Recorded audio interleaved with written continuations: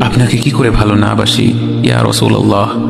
যখন আপনি আমাকে ভালোবেসেছেন সেই 1400 বছর আগে, যখন আপনি আমাকে মিস করতেন, আশা করতেন যেন আমার সাথে দেখা করতে পারেন, অথচ তখনও আমি জন্মই হইনি। সেদিন সাহাবীরা আপনার চোখে পানি দেখে বলল, ইয়া রাসূলুল্লাহ, আপনি কাঁদছেন কেন? আপনি বললেন, আমার ভাইদের খুব দেখতে ইচ্ছে করছে। সাহাবীরা বললেন, আমরা কি আপনার ভাই নই ইয়া রাসূলুল্লাহ? আপনি বললেন, না, তোমরা আমার সাহাবী। আমার ভাই হলো তারা যারা আমার পরে আসবে এবং আমাকে কখনো না দেখেও তারা আমাকে বিশ্বাস করবে। মৃত্যু শয্যায় শুয়ে আপনার অন্তরে এই চিন্তা ছিল যে আমাদের পরিণতি কি হবে।